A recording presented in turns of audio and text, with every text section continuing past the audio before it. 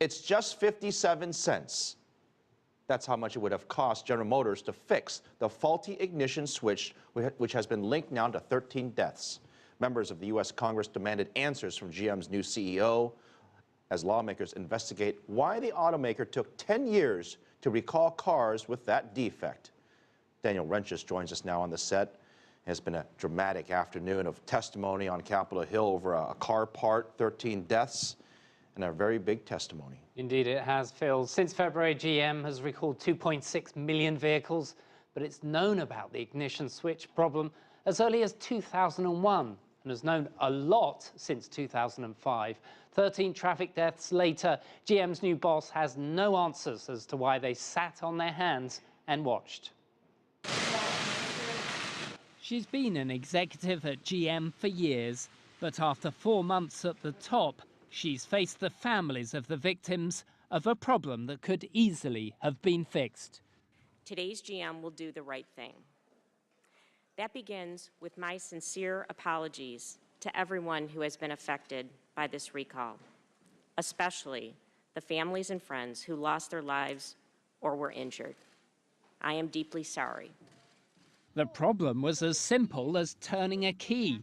The ignition switch GM accepted in their small vehicles, initially in a Saturn model, was below their own tightness standards. And I just want to show how easy it is to turn this key in this switch.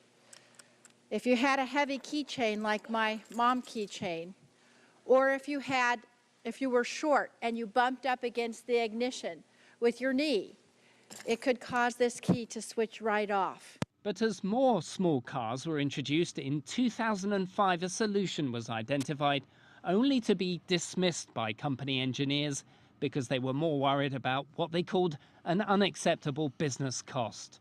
Documents provided by GM show that this unacceptable cost increase was only 57 cents. The following year, 2006, a new ignition switch was introduced with the same part number, obscuring the change to the public. But that switch too, though tighter, was also below GM's own minimum specifications.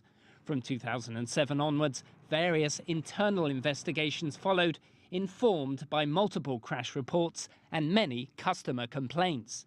GM's new chief has appointed a new executive for safety and employed a respected lawyer, Kenneth Feinberg, to lead investigations.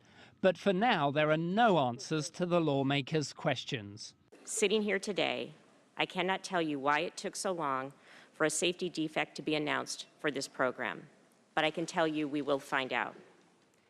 No answers either as to whether the new GM that emerged from bankruptcy in 2009 will take legal responsibility for compensating the victims' families.